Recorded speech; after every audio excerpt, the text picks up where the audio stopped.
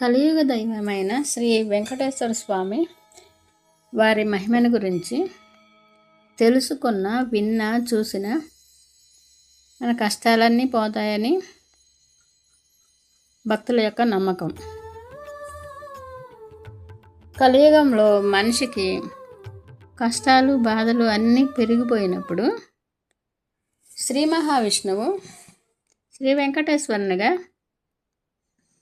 పద్మావతిని వివాహం చేసుకొని తిరుమల కొండపై శ్రీనివాసం ఏర్పరచుకున్నారని భక్తుల యొక్క నమ్మకం. భక్తులు శ్రీ వెంకటేశ్వర, శ్రీ శ్రీనివాస, గోవింద అని పిలిచినంతనే భక్తుల యొక్క కష్టాలను, బాధలను తీర్చడానికి శ్రీ వెంకటేశ్వరుడు తిరుమల తిరుపతిపై కొలువై ఉన్నాడని ప్రతి ఒక్క భక్తుని విశ్వాసం.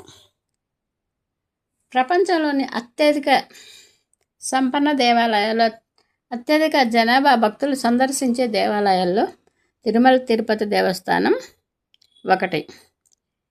ఈ దేవస్థానంలో, ఈ తిరుమలలోని తిరుపతి దేవస్థానంలో, శ్రీ వెంకటేశ్వరుని దేవస్థానంలో ప్రతిరోజు నిత్య అన్నదానము, లడ్డు ప్రసాదము లభిస్తాయి.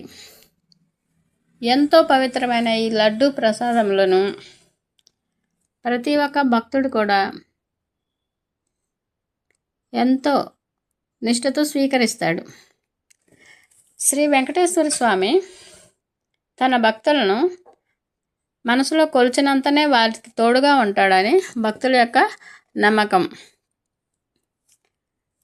ప్రతి ఒక్క భక్తుడు, తిరుపతిని సందర్శించే ప్రతి ఒక్క భక్తుడు సందర్శించకపోయినా వారి వారి కష్టాలను బట్టి ఆదుకొని గోవింద గోవింద అని పిలిచినంతనే శ్రీ వెంకటేశ్వరుడు వారి మనసులోనే, వారి పక్కనే ఉండి వారి యొక్క బాధలను, కష్టాలను తొలగిస్తారని నమ్మకం.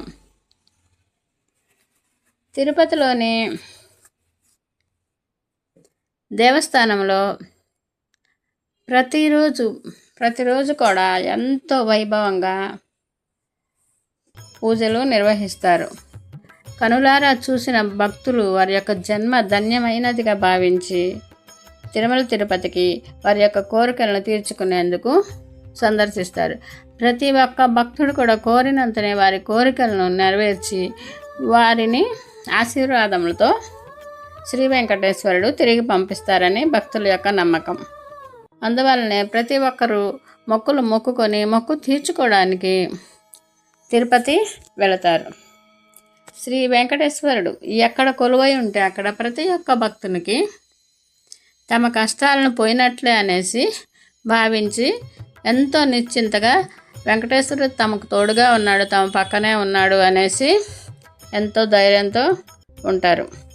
అలాగే నిత్యం గోవింద నామస్మరణతో గోవింద గోవింద, నారాయణ నారాయణ అని తలిచినంతనే భక్తులకు ప్రత్యక్షమయ్యే దేవుడు కనుక ప్రతి ఒక్కరూ తప్పకుండా సందర్శించండి. నా వీడియో నచ్చితే లైక్ చేయండి, షేర్ చేయండి.